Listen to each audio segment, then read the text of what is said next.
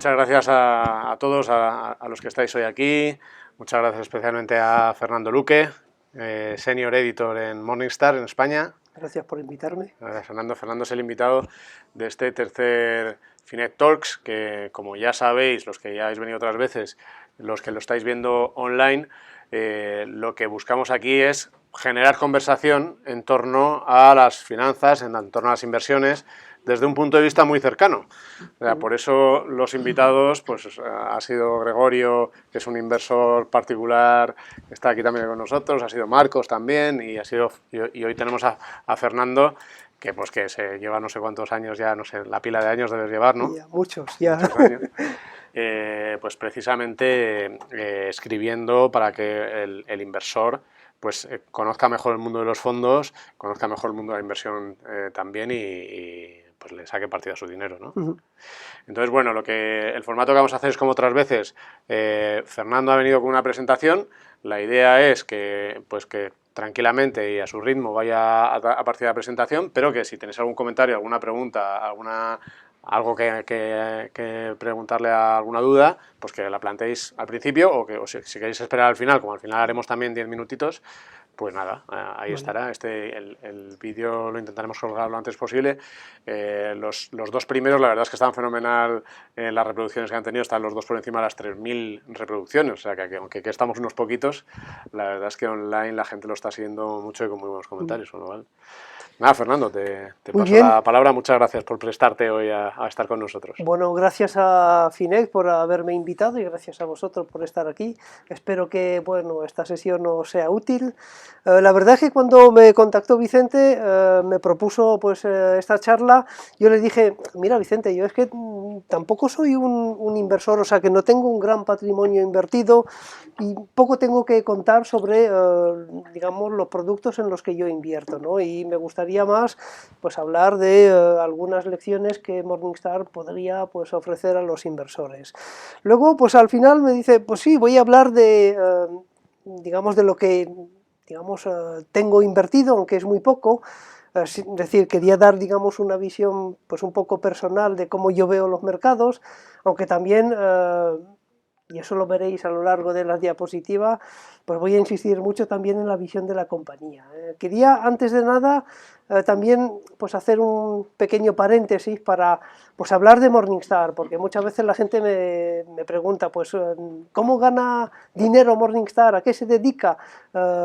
¿Es solo la página web? Pues no, Morningstar hace muchas cosas. Es verdad que tenemos la página web morningstar.es, pero Morningstar es básicamente, primero, una compañía que analiza productos financieros, analiza fondos, ETFs, acciones, pero también es una compañía que recolecta datos, que en parte ofrece esos datos gratis a través de la página web, pero que también empaqueta esos datos y los vende a través de plataformas o herramientas de análisis financiero. También es una compañía que construye índices y también es una compañía, y eso yo creo que se sabe menos aquí en España, también es una compañía que ofrece servicios de inversión. Y por ejemplo, en Estados Unidos, a nivel de servicios de inversión para la jubilación, estamos asesorando en torno a 200.000 millones de dólares, ¿no? Con lo cual es una pata importante de la compañía. Bueno, cierro un poco el paréntesis de la presentación de la compañía. Mi rol dentro de la compañía es no solo alimentar de contenido la página web, sino también un poco ofrecer a los inversores y explicarles cuál es la filosofía de la compañía. Porque nuestro lema es ayudar a los inversores a realizar sus objetivos financieros, ¿no? Y toda la página web está enfocada, digamos, a cumplir ese objetivo respecto a los inversores particulares. Bueno, cierro también el paréntesis sobre, digamos, mi rol en Morningstar y quería empezar un poco por lo que me proponías tú al principio. ¿Cómo tengo invertido mi patrimonio? A ver, tengo, en orden de importancia, yo diría que mucha liquidez, demasiada liquidez, ¿no? Probablemente. Luego también tengo, sí. Por curiosidad, si no es indiscreción, ¿qué porcentaje de liquidez? Yo diría que... 20, 30... No, mucho más. Déjame que la repita los comentarios, porque sí. si no nos escuchan, Preguntaba este amable asistente qué porcentaje de liquidez es Sí. el que tiene en cartera. Yo diría que no lo he calculado, pero fácilmente el 80%. Sí, sí, puede ser sorprendente, pero también tiene que ver un poco con la visión que yo tengo de los mercados, ¿no? Que en parte coincide con la visión de la compañía. Luego tengo también acciones de Morningstar, que eso forma parte de un plan de fidelización de la compañía. Y luego tengo también invertido parte de mi patrimonio en uno de los planes de pensiones que hemos sacado con CNP Partners. Yo he elegido el plan moderado, ¿por qué no el agresivo? Pues eso tiene que ver un poco con mi visión del mercado, ¿no? ¿Por qué esos planes? Primero porque me gusta, porque son planes de bajo coste. Yo creo que uno de los mensajes que me gustaría transmitir es que es mucho más importante el coste del producto financiero que la rentabilidad. Si tenéis que comparar rentabilidades, pues ahí hay un problema. ¿Por qué? Porque es un dato pasado.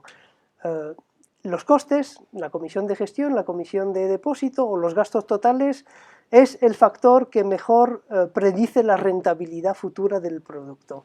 Y luego al final insistiré, yo sé que es algo difícil de entender para el inversor, porque muchas veces me dice, bueno, pues yo prefiero un producto que haya dado un 20%, aunque tenga que pagar un 2%. Ya, pero uno está mirando rentabilidades pasadas, ¿no? De cara al futuro, dos productos comparables es mejor siempre elegir el más barato. Entonces, yo creo que es una de las características de los planes CNP Morningstar, son muy baratos. Y luego también lo que me gusta es que es una gestión activa. O sea, la gente muchas veces me ha dicho, hombre, es que pagar un 0,72% de comisión de gestión más depósito es muy alto para un producto de gestión pasiva. Y es verdad, es mucho para un producto de gestión pasiva, pero esto no es un producto de gestión activa.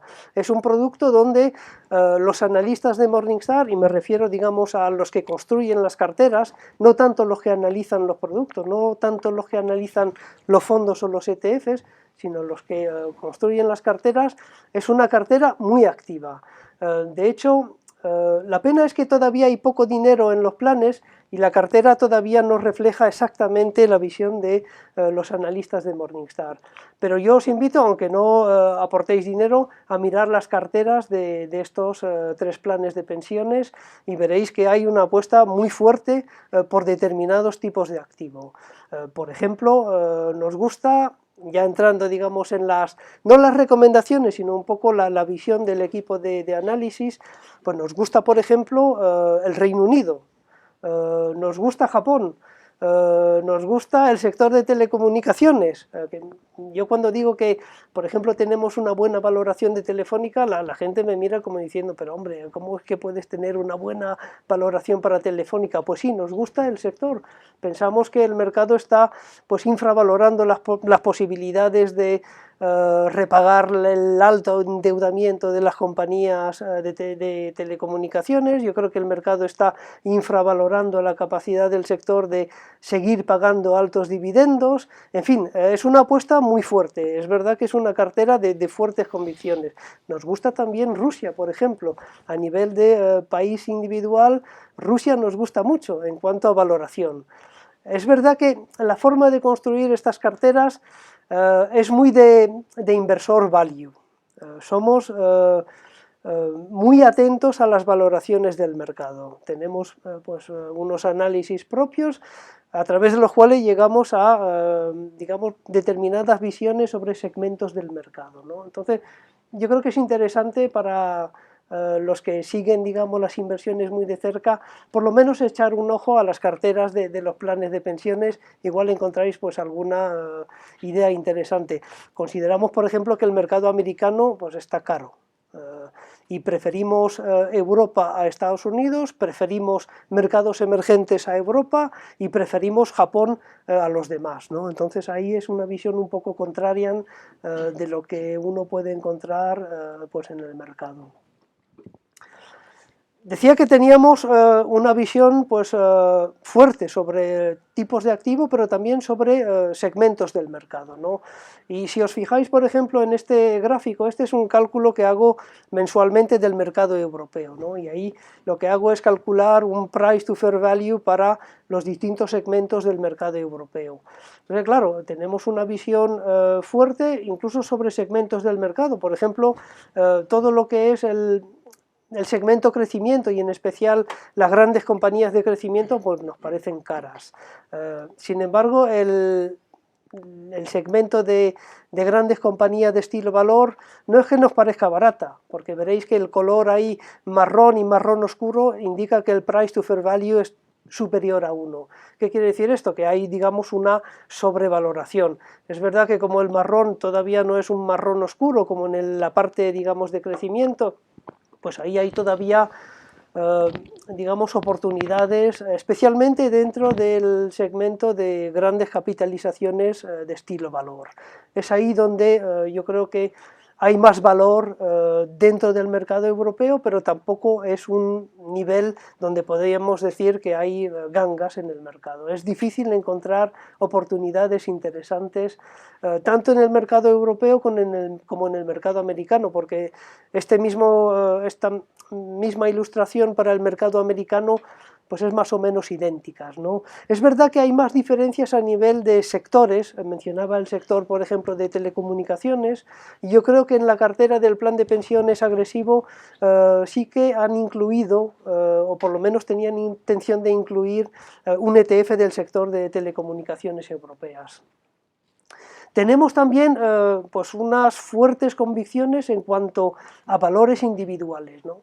A lo mejor no podéis ver, digamos, los holdings de este índice. Es un índice muy conocido en Estados Unidos, que lo llamamos el White Mode Focus, que es un índice compuesto por compañías, en este caso americanas, que tienen una fuerte ventaja competitiva, lo que nosotros llamamos el moat, y que también tienen, digamos, unas valoraciones atractivas, es decir, que tienen un price to fair value por debajo de 1.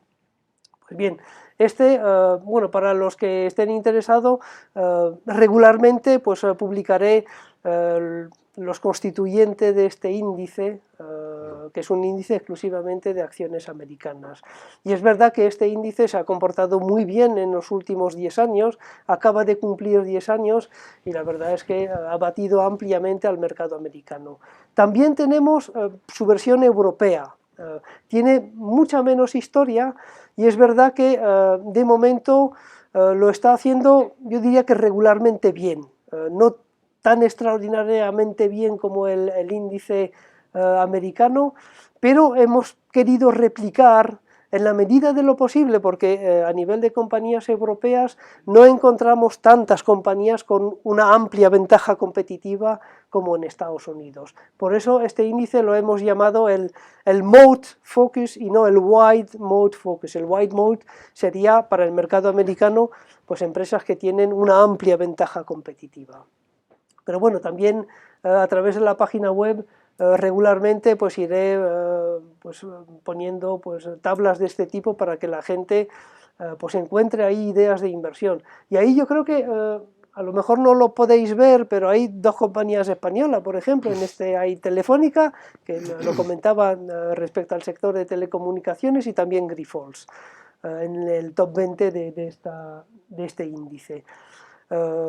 Este de momento no es un índice, iba a decir, en el que la gente puede invertir como en el caso americano, ¿no? En el caso americano es verdad que hay un ETF que replica este índice, en el caso europeo todavía no, con lo cual es un índice ahí un poco teórico, pero yo creo que puede venir bien para aquellos que pues estén buscando ideas de inversión a nivel de acciones individuales. No sé, para la gente que lo está viendo no lo ve, si a Fernando le parece bien colgaremos la presentación para Totalmente. que puedan consultarla, sí, sí. Con lo cual la colgaremos online. Si estáis viendo el vídeo, probablemente Sí. aquí debajo habrá un enlace en el que estará la presentación. Sí, okay. Este es la representación del price to fair value para el mercado americano. Os decía que consideramos que el mercado americano, a ver, no está exageradamente sobrevalorado, pero sí que vemos que hay una sobrevaloración a nivel de valor intrínseco de las compañías, ¿no? Por eso estamos en la parte roja del gráfico. La parte roja significa que el price to fair value del mercado americano, o por lo menos de las compañías americanas que siguen nuestro equipo de análisis, que a nivel de capitalización bursátil es prácticamente el 90 y más del 95%. Esto también lo podéis encontrar en la página americana de morningstar.com, son gráficos que se actualizan todos los días y podéis verlo tanto a nivel del mercado en su conjunto como a nivel de sectores y de industrias, ¿no? Para un poco, pues, si queréis tener la opinión de Morningstar sobre segmentos del mercado, es, digamos, el sitio donde hay que ir. Bueno, decía que no soy demasiado positivo respecto, digamos, a las rentabilidades futuras del mercado, lo cual explica un poco el hecho de que tenga quizás demasiada liquidez en cartera. Tener demasiada liquidez en cartera, ya lo digo, es un error, ¿no? Pero bueno, un poco para justificar esta visión, no sé si conocéis este gráfico, que es simplemente... es el ratio de la capitalización de mercado sobre el Producto Interior Bruto. Este es el gráfico que utilizó Warren Buffett, yo creo que en el año 99, en un artículo de Fortune, para decir que el mercado estaba muy caro. Curiosamente, Warren Buffett no ha utilizado o ha dejado de utilizar este gráfico para decir que el mercado ahora mismo también está caro. Él considera, yo creo que el mercado, pues no es que diga que esté barato, pero lo encuentra correctamente valorado. Pero si nos referimos al argumento que utilizó pues en el 99, tenemos que decir que el mercado está caro. Porque estamos no en niveles de burbuja, pero bueno, prácticamente. Entonces lo interesante es darle la vuelta a este gráfico. Si le damos la vuelta a este gráfico, encontramos la línea naranja o la línea marrón. Y si sobre este mismo gráfico pegamos las rentabilidades del Standard & Poor's a 10 años, pues prácticamente hay una correlación, no perfecta, pero una correlación muy alta, ¿no? Dice que los que utilizan, digamos, este ratio de capitalización bursátil sobre el Producto Interior Bruto, pues estaríamos hablando de rentabilidades negativas a 10 años. Ahí, pues, aproximadamente un menos 2% para los próximos 10 años, que es el puntito este del final del gráfico invertido de capitalización sobre Producto Interior Bruto. Pero es curioso cómo Warren Buffett no ha dejado de utilizar este ratio que fue, digamos, el ratio que utilizó para un poco explicar a través de este artículo que el mercado pues lo encontraba caro pues en el año 99. No recuerdo ahora mismo cuál fue la explicación que di, pero es una Sí. es una pregunta que en los últimos años le han hecho en la no sé si Joaquín se acuerda de, yo creo que vino a decir que no ha dado tampoco una explicación muy clara de por qué no utiliza ahora, simplemente que en aquel momento le parecía un índice oportuno, pero que ahora el mix de crecimiento de beneficios de las compañías y demás, que ha cambiado y ya no era tan representativo. Es verdad que otros lo justifican hablando del nivel de tipos de interés. Sí, es verdad tipos, que el nivel de tipos de interés correcto, que teníamos en el 99 no es el que tenemos ahora y probablemente no es el que vayamos a tener pues, en los próximos años. Pero bueno, otro gráfico también interesante, y yo creo que todos sabemos que este mercado alcista que hemos tenido pues, desde el 2009 pues, es un mercado pues, muy influido por los bancos centrales, ¿no? Y aquí sí ponemos en un mismo gráfico la evolución de la bolsa con la evolución del balance de la Fed, pues hombre, algunos dicen que hombre, el dinero barato y el balance de la Fed pues van a cambiar de aquí en adelante, ¿no? Entonces ese es otro argumento que se utiliza para decir que las rentabilidades que vamos a ver de cara al futuro van a ser distintas de las que hemos visto en el pasado, ¿no? ¿Por qué? Porque el balance de la Fed, no hablo del balance del Banco Central Europeo, pero yo creo que aquí hay que mirar el balance de la Fed porque es el mercado director, ¿no? Yo no he visto, o difícilmente podría ocurrir que el mercado americano bajara y que el resto de mercados subieran. Eso nunca ha ocurrido para caídas de más del 10%. Es decir, si el mercado americano cae más del 10%, en prácticamente el 100% de los casos los otros mercados también han caído más de un 10%. Es verdad que pequeñas caídas del mercado americano algunas veces pues han sido acompañadas incluso por subidas en otros mercados. Luego también otro gráfico interesante que encontré hace poco tiempo en alguna web es el nivel de cash que tienen los clientes de banca privada, ¿no? Y ahí es verdad que tenemos niveles de cash en mínimos históricos. Todo el mundo está invertido prácticamente. Entonces, claro, eso para los contrarian también es una señal indicativa para remarcar que las rentabilidades futuras pues, pueden no ser las que hemos visto en el pasado, ¿no? Bueno, eso es un poco lo que quería comentar sobre mi visión del mercado, que no es muy distinta de la visión de la compañía, ¿no? Igual soy yo pues, un poquito más negativo que lo que pensamos nosotros, pero sí que tenemos dificultades en ver segmentos del mercado muy baratos, ¿no? Entonces quería un poco volver, digamos, al tema central que me propusiste de qué consejos para el inversor español. Hombre, pues he encontrado este gráfico en el Financial Times de hace algunos días, donde ahí pues calculaba pues la rentabilidad media de los inversores en distintos países europeos, ¿no? Y claro, España está pues prácticamente pues en cola con otros países, pero las rentabilidades que sacan los inversores españoles es muy baja comparada con los otros países. Entonces, ¿a qué se debe esto? Yo cuando presento este gráfico la gente me dice, hombre, pues es que los fondos españoles son muy malos comparado con los fondos extranjeros.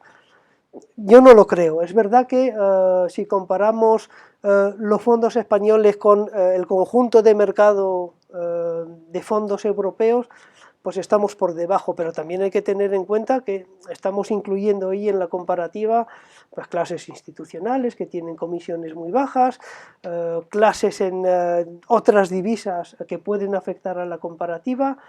Estoy quizás de acuerdo en que las rentabilidades no son abrumadoras, pero yo creo que aquí la gran explicación no viene por el lado de los productos individuales, sino por el asset allocation que tienen los inversores, ¿no? Porque esto es una de las, o de los consejos que me gustaría transmitir en esta charla, y es que la distribución de activos es mucho más importante que la selección del producto.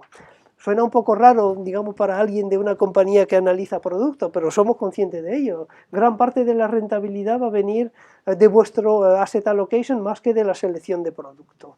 Entonces, claro, cuando vemos el asset allocation del inversor español, la distribución de activos del inversor español, pues tenemos muy poco en renta variable, ¿no? E incluso comparado con países que tampoco salen muy bien en la foto del Financial Times, y ahí, por ejemplo, ahí he comparado únicamente fondos españoles con fondos franceses, pero bueno, el porcentaje de acciones en la cartera del inversor francés es muchísimo más grande que la del inversor español. O sea, ahí sí que es una de las explicaciones del bajo rendimiento o de la baja rentabilidad que están consiguiendo los inversores españoles. Fernando, ¿y estas ¿Sí? muestras los fondos domiciliados Sí. en España o de ISIN español? Y sin español. Y sin español. Y sin español. No he contemplado ahí los fondos extranjeros, porque es imposible saber, por ejemplo, del patrimonio de un fondo extranjero, cuál es la parte que proviene de inversores españoles. Eso lo saben Claro. las entidades, la propia gestora, pero no es un dato que transmiten, y algunas lo transmiten a la CNMV, pero no todos, con lo cual ahí hay, digamos, dudas en cuanto realmente al asset allocation del inversor español. Pero eso pasa de lo mismo en Francia, ¿no? Con lo cual aquí sí que la comparativa puede ser relevante. Porque esto es, para volver, digamos, al tema del asset allocation, yo lo que veo es que pues hay mucha gente que tiene muchos fondos en cartera, que sería un poco como las piezas del Lego, pero luego no tienen, digamos, una imagen de lo que es su propia cartera, ¿no? Y generalmente las preguntas que me llegan es, tengo este fondo, he comprado este fondo, ¿es un buen fondo? Y es muy difícil contestar a esta pregunta. Es muy difícil contestar a esta pregunta porque, primero, yo no sé cuál es el perfil riesgo del inversor, ¿no? Y luego, incluso sabiendo el perfil de riesgo del que me hace esta pregunta, pues habría que saber sobre todo cuál es la cartera que tiene, ¿no? Porque claro, un fondo puede ser bueno, pero eso hay que encajarlo dentro de la cartera, ¿no? Y a lo mejor si lo encaja dentro de la cartera, pues está sobreexponiendo pues, a un determinado tipo de activo o a un determinado sector, ¿no? Entonces la cartera hay que verla de forma global, no pieza por pieza, ¿no? Y eso es un poco el error que cometen muchos inversores, ¿no? Que están más centrados en la selección del producto más que en la construcción de la cartera. Y muchas veces yo digo, se puede hacer una cartera muy buena con productos malos. Sí, se puede hacer una buena cartera con productos malos. Evidentemente es mejor hacer una cartera con productos buenos, pero la diferencia entre hacer una cartera con una mala cartera con productos buenos y una cartera buena con productos malos, yo me quedo con la buena cartera con productos malos, claramente, porque eso es otra de las recomendaciones que quería transmitir, digamos, en esta charla, y veremos en unas diapositivas cómo interpretarlo. Para mí la beta es mucho más importante que el alfa, es mucho más importante la exposición a mercado que la selección de producto. Bueno, aquí por ejemplo, para un poco ilustrar lo que acabo de decir, pues he cogido 3 pesos pesados del mercado español, ¿no? El Asvalor Internacional, el Bestinver Internacional y el Magallanes European Equity. Son 3 buenos fondos. Muchas veces la gente me pregunta, pero de estos 3, ¿con cuál te quedaría? Me da igual, cualquiera de ellos es bueno. Lo importante es que uno tenga en cuenta cuál es el tipo de activo en el que invierte. Porque, por ejemplo, he añadido otro fondo. ¿Alguien me puede decir qué tipo de fondo es este o qué fondo es? No es el Copas porque tiene bastante historia. Pero bueno, es un fondo que lo ha hecho tan bien como el Asvalor Internacional, como el Bestinver Internacional y como el Magallanes. Bueno, es difícil adivinarlo, os lo voy a decir. Este es un ETF de mercados emergentes.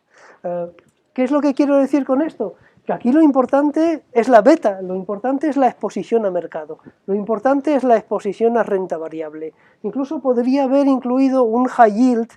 Es verdad que el high yield hubiera tenido un rendimiento bastante por debajo, pero digamos la fluctuación ha sido bastante similar a la de fondos de renta variable.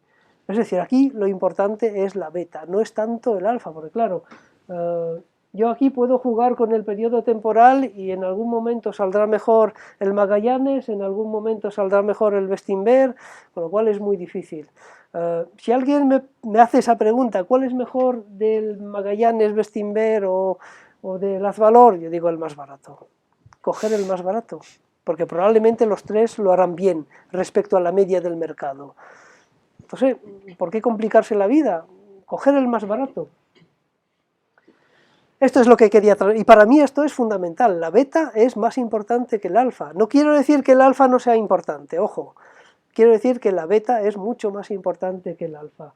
Evidentemente a nivel de beta pues podemos tener lo que yo llamo subbetas, o sea, exposición a determinados segmentos del mercado, por ejemplo, pues uno puede estar más en fondos de estilo valor que de estilo crecimiento, uno puede estar más concentrado en fondos de pequeña capitalización que de gran capitalización. O también el tema de la divisa también para mí es una exposición de tipo beta, ¿no? Ahora bien, el alfa también cuenta, Vamos a ver, somos una compañía que analiza fondos de inversión y por lo tanto pensamos que hay fondos mejores que otros, claramente, ¿no? Y ahí sí que también se puede sacar una rentabilidad adicional seleccionando correctamente el fondo, ¿no? Y incluso dentro de una misma categoría, es verdad que estos son categorías distintas, pero si cogemos un mismo tipo de activo como la renta variable, yo creo que esta es renta variable americana, evidentemente el comportamiento de los fondos value respecto a los fondos growth ha sido completamente distinta, ¿no? Y uno, si ha seleccionado correctamente pues el growth en estos últimos años, pues habrá obtenido pues una rentabilidad extra respecto al estilo valor. Repito que ahora mismo yo invertiría más en el estilo valor que en el estilo crecimiento, porque creo también que hay una ciclicidad, ¿no? en los tipos de activo que se comportan mejor, ¿no? Y cuando vemos, por ejemplo, que hay un estilo de inversión que a medio plazo se ha comportado peor, yo creo que es el momento de apostar por ese estilo de inversión. Como también diría las grandes compañías versus las pequeñas compañías. Como luego, aunque probablemente la mayoría aquí la terminología la conocemos, pero yo voy recogiendo como gente que luego ves que va viendo los vídeos en YouTube y que no tiene el conocimiento, ¿no? Cuando hablamos de beta, sí, es la exposición a mercado. Es estar invertido, sí, es estar invertido en mercado. Claro, es decir, yo hubiera podido elegir un mal fondo de renta variable europea, incluso un fondo con altas comisiones, pero hubiera sacado rentabilidad, ¿no? Es lo que quiero transmitir. Y ese alfa es lo que el gestor consigue sacar de rentabilidad sobre lo que hace la bolsa normal. Claro, sobre la bolsa o incluso sobre la media de la categoría, pero es importante, no digo que el alfa no sea importante, no digo que seleccionar el fondo correctamente no sea importante, eso añade rentabilidad adicional a la cartera, pero no voy a decir que el 90% de la rentabilidad proviene del asset allocation, que eso es falso, ¿no? Hay digamos un concepto que se ha transmitido muchas veces en la prensa, que se dice que el 90% de la rentabilidad viene del asset allocation. Eso no es verdad, porque el estudio original no mostraba eso, mostraba que el 90% de las diferencias de rentabilidad provenían del asset allocation. Pero bueno, me estoy ahí liando con tecnicismo. Lo que quiero transmitir es que es eso, la exposición al mercado es fundamental, ¿no? Decía que la selección de producto pues es importante, ¿no? Y quería también aquí hablar del rating Morningstar, porque es un rating muy criticado, ¿eh? En Estados Unidos, por ejemplo, el Wall Street Journal sacó un artículo criticando mucho al rating Morningstar, digo el rating de estrellas, ¿no? A mí me gusta el rating de estrella, yo creo que es una herramienta útil para el inversor porque le permite comparar rentabilidades y riesgo histórico del fondo respecto a la media de su categoría. Vamos, digo, si no existiera el rating Morningstar, la gente lo haría. La gente, ¿qué es lo que hace? Pues compara rentabilidades y compara riesgo y compara volatilidades. Entonces, tampoco hemos inventado la rueda, ¿no? Pues en el estudio este del Wall Street Journal, que nos pone un poco a parir, pues saca este gráfico, ¿no? Dice, hombre, el rating Morningstar no tiene mucha validez. ¿Por qué? Porque fondos que tienen 5 estrellas ahora, pues hemos visto que dentro de 10 años, digamos, pierden esas 5 estrellas y de media consiguen 3 estrellas.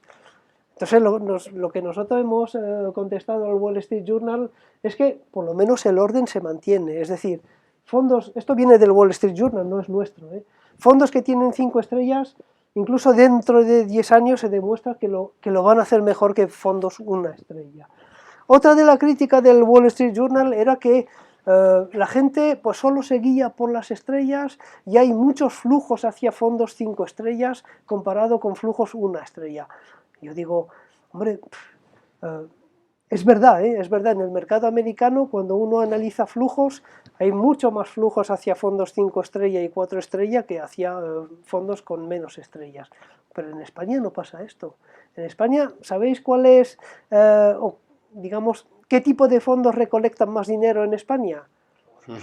Sí. Los que no tienen historial, los que tienen menos de 3 años. Es ahí donde está el grueso del dinero y está el grueso de los flujos. Es producto de campaña al final. Sí, claramente. O sea, yo digo, pues a mí me gustaría que la gente invirtiera en fondos 5 estrellas, porque sería por lo menos pues una señal positiva, ¿no? Pues no, en España incluso yo creo que los fondos con una sola estrella tienen prácticamente más entradas de dinero que fondos 5 estrellas. Es verdad que hay casos excepcionales en el mercado español, ¿no? Ya, sí. Y luego cuando uno mira por los flujos del mercado español mes a mes y uno analiza los fondos en los que está entrando pero miles de millones de euros, pues queda un poco alucinado, ¿no? En fin, era para un poco hablar del rating Morningstar, del rating de estrella, que a mí yo lo encuentro como útil. Ahora bien, nunca hemos dicho que el rating 5 estrellas garantiza que el fondo pues, se comporte mejor que la media de la categoría. No, es simplemente, digamos, un punto de partida a partir del cual pues, el inversor puede, digamos, seguir analizando los fondos. pero si no existiera el rating de estrella, la gente pues haría una comparativa de rentabilidad-riesgo histórico.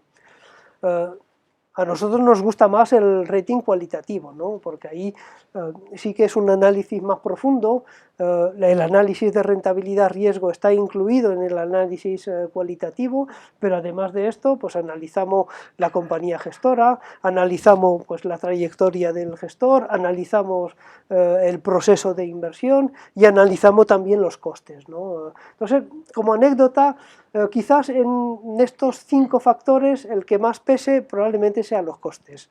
Los costes pesan más que la rentabilidad para, digamos, atribuir un rating o una medalla a los fondos que analizamos. Para resumir un poco lo que hemos dicho, o sea, la importancia de la distribución de activos, también la importancia de seleccionar correctamente los fondos, aunque yo pondría en orden de importancia el asset allocation o la distribución de activos antes que la selección de producto, y luego también el tema del riesgo, ¿no? Porque eso es fundamental. Si os pregunto, ¿qué preferís? ¿Una cartera que haya dado un 5% o es el montón este pequeñito de la derecha, o una cartera que haya dado un 10%? Pues la respuesta es depende del riesgo. Es que depende del riesgo.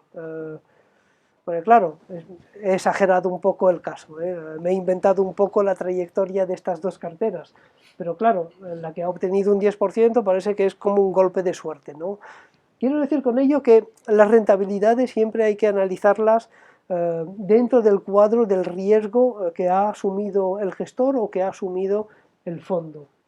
Y evidentemente yo, a pesar de que pues, la cartera azul haya obtenido más rentabilidad, yo creo que si presentamos este gráfico, la mayoría de la gente pues, prefiere estar en el fondo azul que en el fondo rojo. Y esto es lo que nos recordaba Benjamin Graham, que la esencia de la gestión está más en la gestión del riesgo que en la gestión de rentabilidad. Yo diría que la esencia está también en el análisis del coste más que en el análisis de la rentabilidad, ¿no? Y eso es un poco también lo que queremos transmitir a los inversores. Es más importante el coste que la rentabilidad pasada, porque es un factor más predictivo de la rentabilidad futura. También es importante el tema del rebalanceo, es decir, nosotros somos muy de comprar y mantener, pero sobre todo también de tener una actitud flexible en cuanto a la distribución de esta cartera, ¿no? Entonces es muy importante el tema del rebalanceo, porque por ejemplo, si hubiera invertido en una cartera 50% renta variable, 50% renta fija hace 5 años, pues tendría ahora mismo pues probablemente más de un 60% en renta variable, o casi un 65%. Bueno, eso también forma parte del trabajo del inversor en controlar la evolución de su cartera, no solo comprar y olvidarse, ¿no? Nosotros no somos tanto de buy and hold, somos de buy and hold, pero sobre todo también de reequilibrar esas carteras en función de cómo se han comportado los distintos componentes de esa cartera. Luego también es importante la selección correcta del benchmark, ¿no? Porque claro, uno tiene una cartera, obtiene una determinada rentabilidad y generalmente lo que hacemos es nos comparamos con el IBEX, con algún índice pues, como el Standard & Poor's o cualquier otro, ¿no? Yo no sé si es el benchmark correcto para las carteras de los inversores, ¿no?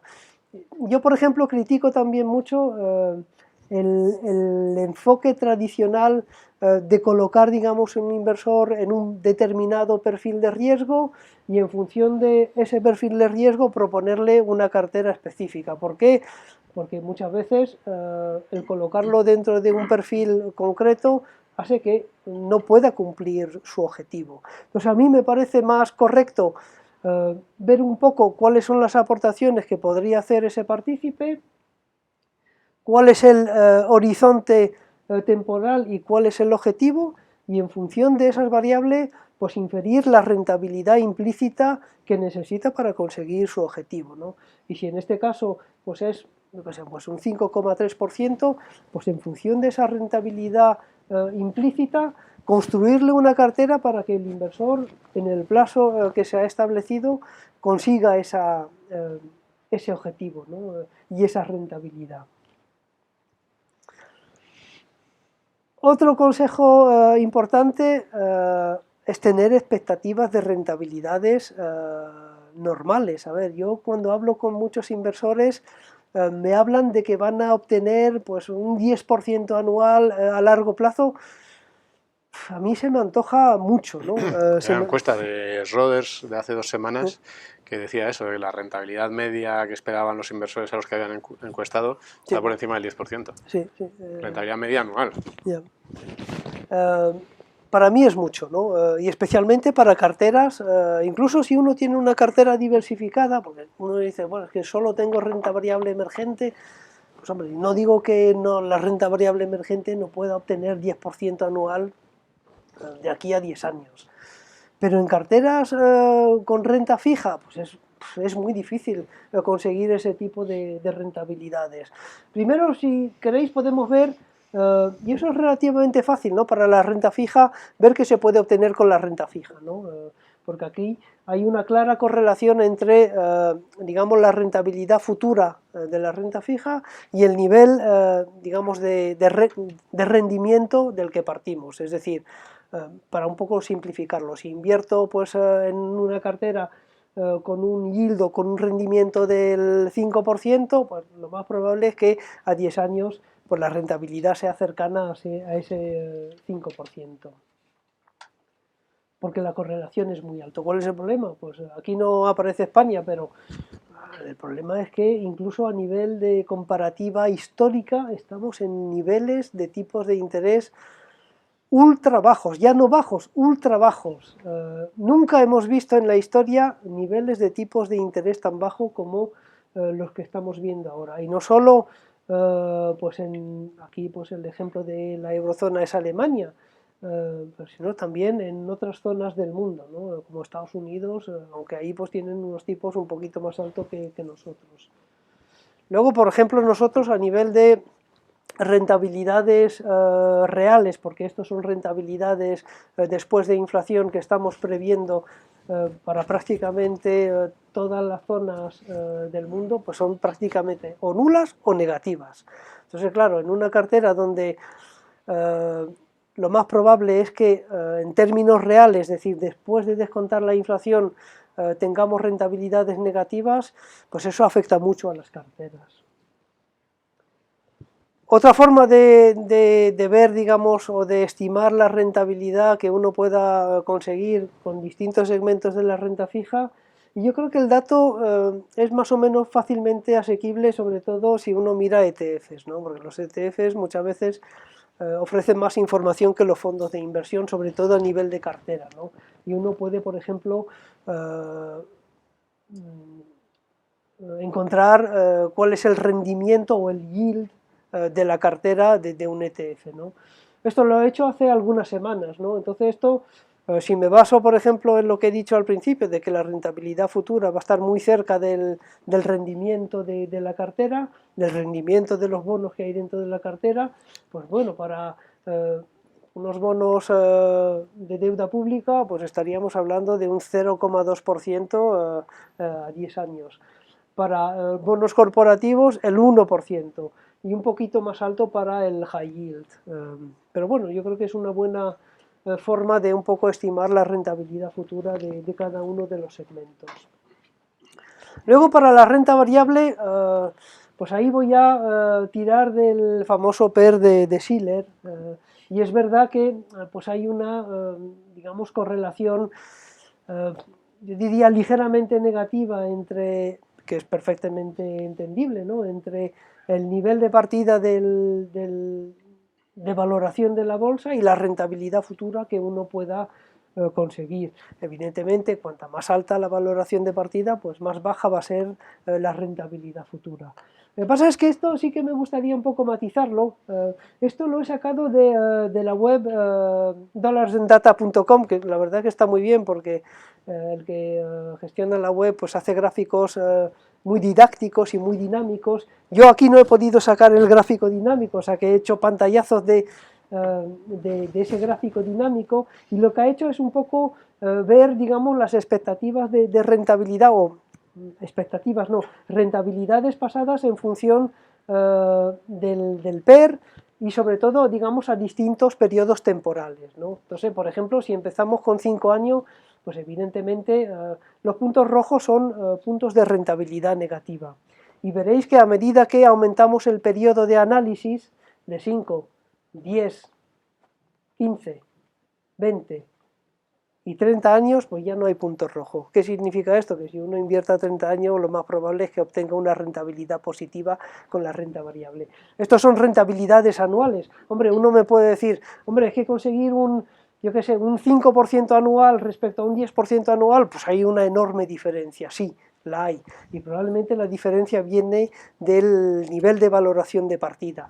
Pero por lo menos tenemos una rentabilidad positiva en periodos muy largos de plazo, ¿no? Aquí en este caso de 30 años. Estás cogiendo, o sea, el punto de rentabilidad más baja puede ser el punto más caro de todo el mercado. Sí, o sea, sí, comprar claro. el día en que pincha la burbuja del Nasdaq, ¿no? Claro, sí, sí. Y estos son datos que remontan, incluso que incluyen la Gran Depresión en Estados Unidos, ¿no? O sea que recoge prácticamente todos los escenarios posibles, ¿no? Con lo cual, bueno, es una noticia positiva, ¿no? Es decir, si uno invierte a muy largo plazo, lo más probable es que obtenga una rentabilidad positiva independientemente del nivel de valoración de partida, ¿no? Porque claro, todo el mundo, a ver, no voy a decir que todo el mundo está de acuerdo en que la bolsa no está barata. Hay pues analistas y gestores que sí consideran que la bolsa está pues barata.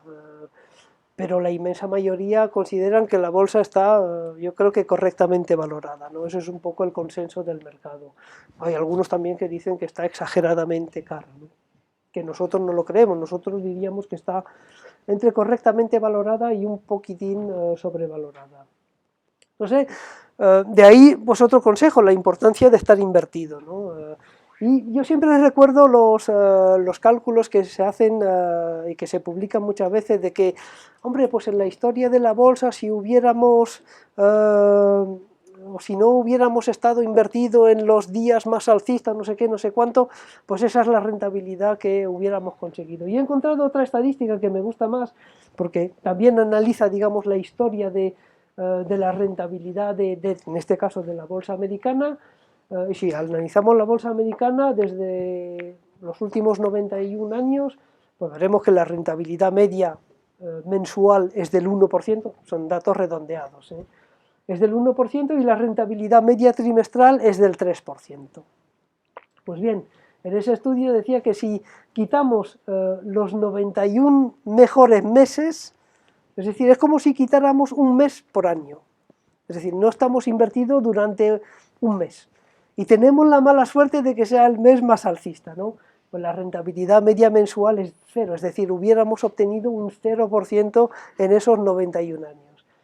Y si en lugar de hablar de meses hablamos de trimestres y tenemos la mala suerte de que en términos medio no estamos invertidos durante un trimestre, pues también hubiéramos conseguido el 0%, evidentemente, si hubiéramos tenido la mala suerte de siempre elegir el peor trimestre, ¿no? Perdón, el mejor trimestre. ¿Tienes la estadística de qué pasaría si eliminas los 91 peores meses y los peores trimestres? No, pero lo puedo hacer. Nunca lo pones, Ya, sí, sí, es verdad, sí. O sea, el market timing yo creo que hay que ser objetivo, ¿no? Sí. O sea, ¿qué puedes perder si realmente haces market timing y te sale mal? Pierdes un 1%, joder, pues para cortarse la vena, vamos, un 1%, ¿y qué ganas si haces market timing y te sale bien? Sí. ¿Qué pasa si te evitas el castañón del año 2000 y del año 2008 Sí. y el del 2016? ¿Qué pasa? Sí. Esa es la gran pregunta. Sí. La repito súper resumida para nuestros escuchantes online. Al final esto es si estás si te pierdes el mejor trimestre, Claro. pero ¿qué pasa? Pregunta Gregorio si es al revés. Si solo inviertes en los mejores te trimestres... sale bien y consigues evitar siempre el peor. Sí. Sí, es cierto que había una estadística que decía que 22 sesiones en un año hacían casi la rentabilidad de los activos. Sí. Pero bueno, llego a la misma conclusión, que es más fácil estar invertido que no estar invertido, ¿no? Yo sé que es lógico, pero algunas veces pues conviene... Estar invertido para sacar un 1% mensual, siempre, yo no sé si es una buena recomendación, sinceramente. Hombre, un 1% mensual es poco, Bueno, perdón. es mensual, o sea que... Sí, a ver, es un 1% redondeado, no llega al 1%, a lo mejor era un 0,8, pero claro, si uno hace pues, en el año, la rentabilidad histórica no llega al 10%, ¿no? O sea que es menos del 1%, pero es un poco para que la gente pues, se dé cuenta de que pues es importante estar invertido. Esto también me gustó en este estudio, que analizaba si merece la pena, porque esto lo oigo muchas veces, ¿no? Y especialmente en momentos de mercado donde uno pues, no sabe si la bolsa está cara o muy cara o correctamente valorada.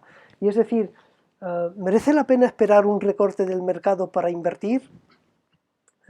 Pues bueno, en este estudio lo que hicieron es analizar el coste de oportunidad y el beneficio de, por ejemplo, esperar un recorte del 10% antes de invertir.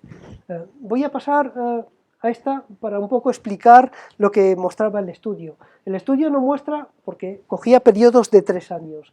El estudio no se trata de esperar, digamos, un recorte del 10% dentro de ese periodo, sino de esperar un recorte del 10% a partir del punto inicial. Porque, por ejemplo, en este gráfico, evidentemente, en esta caída del 22%, pues es una caída de más del 10%, pero en este caso no llega a caer, digamos, más de un 10% respecto al punto inicial. Eso es lo que es interesante en este estudio.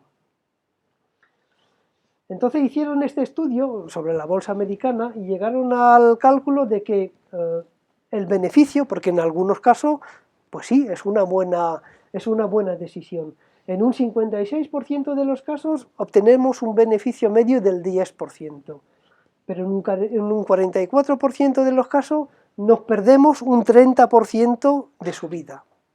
Entonces esto, si hacéis el cálculo, pues es un coste de oportunidad del, yo creo que lo hice del 7%, más o menos. Es fácil, es 56 por 10 más 44 por 30. Entonces en el estudio también hicieron supuesto, es un poco complicado explicarlo, pero lo que muestra es que, como en el estudio que he presentado son solo periodos de 3 años, pues dijeron, ¿y qué pasa si cojo 1 año? ¿Y qué pasa si cojo 5 años? ¿Y qué pasa si espero una caída del 5% antes de invertir? Pues en todos los casos hay un coste de oportunidad. Es decir, la conclusión, esto viene de unos asesores americanos, Elm Partners, porque es de ellos, no es mío. Entonces lo menciono en el pie de este gráfico. Y la verdad es que la web me gusta mucho, hacen estudios de este tipo y es bastante interesante. Entonces, si nos basamos en ese estudio, pues la verdad es que esperar una caída del mercado para entrar no es una buena estrategia.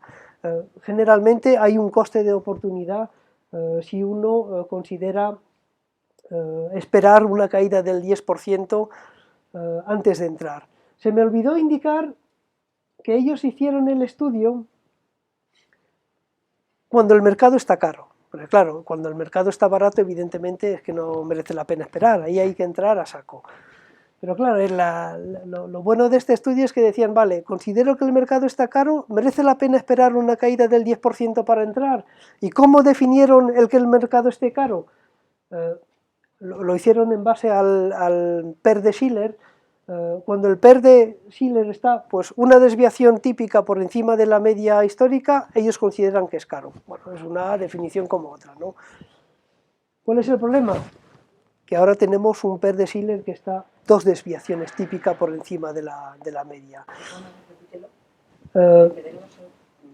El estudio se basaba en la idea de que un mercado caro es un mercado que está, digamos, con un PER, una desviación típica por encima de la media. Sé que son conceptos un poco técnicos, es decir, que está, pues, es difícil explicarlo en otros términos, ¿no? Pero, sí, pero bueno, al final es que en cierta normalidad sí, de carez, digamos así, sí, ¿no? Que está anormalmente más caro de lo habitual. Sí, pero estamos en una situación donde las valoraciones están muy caras respecto a este ratio de valoración. Entonces, claro, no sé si con este, digamos, supuesto tendríamos exactamente los mismos resultados. ¿Cuál es el problema? Que hay pocos datos históricos en el que pues, el mercado en base al PER de Shiller, ha estado 2 desviaciones típicas por encima de la media, ¿no? Y luego también, eso también depende de las expectativas que tenga cada uno, ¿no? A ver, si yo estoy convencido de que pues, las rentabilidades en el futuro van a ser muy bajas o negativas, evidentemente me merece la pena esperar, ¿no? Porque el estudio pues, presuponía que uno no tenía ninguna expectativa de rentabilidad o no tenía ninguna visión de lo que haría el mercado en el futuro cercano. Fernando, esto lo vemos incluso entre los propios gestores, ¿no? Hay gestores que invierten en el mismo activo, que prefieren tener un 25% de la cartera en liquidez esperando que aparezca, sí, en palabras de uno de ellos, el pato gordo al que disparar, yeah, y hay otros que no, lo que dicen es ese coste de oportunidad no les compensa en absoluto, claro. y directamente cada vez que según tienen dinero lo invierten, ¿no? Sí, sí. Sí, no, ahí incluso entre los gestores value, pues ahí hay mucha, no voy a decir polémica, pero hay muchas discrepancias, ¿no? Uno ve gestores value con mucho cash en cartera y otros que están pues 100% invertidos, ¿no? ¿Quién tiene razón? Pues no lo sé. Pues depende, como digamos el value es un concepto muy relativo, que es también otra crítica que nos hacen mucho, bueno, porque dice, hombre, es que colocáis a este gestor dentro de esta casilla del style box y en realidad pues es un gestor value en lugar de un gestor growth. Es que son conceptos relativos, ¿no? Nosotros lo hacemos un poco para homogeneizar las comparativas. Entonces esperar un recorte del 10%, pues hombre, es difícil dar una respuesta, ¿eh? Lo que pasa es que si uno analiza el mercado, hay una probabilidad de 1/3 de no invertir jamás en un periodo de 10 años y uno espera un recorte del 10%. Como uno, pues si en el año 2009 hubiera utilizado esta estrategia, estaría todavía esperando para invertir. Otra pregunta que me hacen mucho es, ¿qué es mejor, invertirlo todo, invertir poco a poco? A ver, estos también han hecho estudios sobre cuál es la mejor forma de invertir. A ver, resumiendo un poco las conclusiones, que si uno, digamos, tiene unas expectativas razonables de rentabilidad para el futuro, lo mejor es invertirlo todo inmediatamente, no esperar, invertirlo todo. Lo que pasa es que, claro, ahí hay, digamos, un coste, ellos lo llaman un coste psicológico, ¿no? Porque, claro, tú puedes decir, vale, pues lo invierto todo ahora y resulta que es el peor momento, ¿no? Entonces ahí hay un coste psicológico y llegan a través de cálculos, esto no me lo he inventado, ellos hacen cálculos ahí, para decir que psicológicamente pues es mejor invertir la mitad ahora y luego el resto progresivamente, porque el coste psicológico pues es menor que invertirlo todo y decir, uff, madre mía, he invertido todo ahora, ¿será el mejor momento? ¿No será el mejor momento? Pues ellos dicen 50% ahora y el resto progresivamente a lo largo del año. No, digo que siguiendo la regla de arriba de que la probabilidad de quedarte sin invertir es de 1/3, sí, si tratas de aplicar la última regla, también hay una probabilidad de quedarte claro, a mitad de camino. no, porque aquí lo inviertes, inviertes todo. Sí, pero en la realidad, ¿quién lo hace? Ya. Sí, vale, estos son cálculos teóricos, ¿no? Evidentemente. A ver, yo viendo las aportaciones a planes de pensiones, diría que la gente, pues en el momento ahí, ¡bumba!, lo invierte todo y no hay, digamos, una práctica de invertir periódicamente, lo cual es un error, ¿eh? Yo creo que sí que merece la pena, desde el punto de vista psicológico, hacer aportaciones periódicas que no invertirlo todo de golpe. ¿Por qué? Porque si lo inviertes periódicamente entras como en una dinámica digamos, de inversión prácticamente automática, ¿no? Y ahí estás quitando una parte de las emociones, que en el caso contrario de elegir un momento para invertirlo todo, ahí el coste psicológico y el coste emocional puede ser muy fuerte. O sea, al final tú, para el que lo está viendo, ¿tú recomendarías, por ejemplo, que uno de los criterios para elegir con quién invertir fuera que te diera la posibilidad de hacer inversiones periódicas? Sí, totalmente. Porque no todo el mundo ofrece la posibilidad de hacer inversiones periódicas en fondos. porque luego es la forma más natural de invertir. Es verdad que hay gente que tiene un patrimonio ya constituido y que pues, deciden invertirlo todo en un momento determinado, pero lo normal es que uno consiga pues, un ahorro periódico, ¿no? ¿Y cómo invertir ese ahorro periódico? Pues de forma periódica. Yo creo que es lo más fácil para un poco hacer el matching entre el ahorro y la inversión. A mí me parece lo más lógico y, repito, desde el punto de vista psicológico es lo más fácil. Y luego uno se impone una disciplina, que es muy importante a nivel de inversión. Ser disciplinado es, yo creo que, lo más rentable que uno pueda conseguir con sus inversiones, ¿no?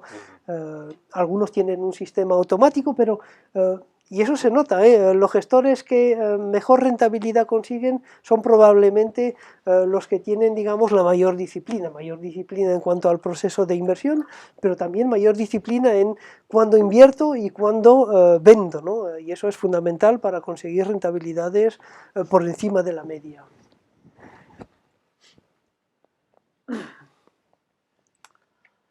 Luego, tampoco voy a insistir mucho en esta diapositiva, porque estos asesores también se preguntan, bueno, ¿y qué porcentaje de renta variable en las carteras? Os recuerdo que son asesores financieros, ¿no? Bueno, aquí tampoco han inventado la rueda, ¿no? Yo creo que depende tanto de las expectativas a largo plazo como de las expectativas que uno puede tener a corto plazo. Uno puede tener pues unas expectativas positivas a largo plazo, es decir, bueno, ¿no? Yo creo que si uno invierte a 20 años pues puede conseguir un 10% anual, ¿no? Pero a corto plazo lo veo más complicado. Pues esas expectativas a corto plazo pues también influyen en el peso de la renta variable que sería conveniente dentro de una cartera. Bueno, hemos dado muchos consejos, ¿no? Pues el hecho de, si lo recapitulo, pues el hecho de tener en cuenta sobre todo la distribución de activos más que la selección de producto, aunque la selección de producto también es importante. Otra también, algo que a mí me interesa también es el tema de las correlaciones, ¿no? Porque parece que es algo como muy matemático tal, pero esto importa mucho, ¿no? En carteras diversificadas esto es fundamental, ¿no? Bueno, he traído aquí pues las correlaciones entre bolsa y renta fija, ¿no? Pero, por ejemplo, y eso, un caso práctico es el tema del high yield, ¿no? A mucha gente le gusta el high yield, pero yo estoy convencido de que no han mirado las correlaciones con otras partes de su cartera, no han mirado las correlaciones con la renta variable, ¿no? Entonces ellos consideran, y muchos inversores consideran que el high yield es renta fija, y yo digo que no. Está más próximo a la renta variable que a la renta fija. ¿Por qué? Por un tema de correlaciones, ¿no? Entonces eso es importante. Yo en la web de vez en cuando y cada mes saco pues estas tablas de correlaciones, y lo que me gusta es que probablemente el que sea más activo con sus inversiones haría bien en mirar correlaciones a nivel de sectores más que a nivel de países, ¿no?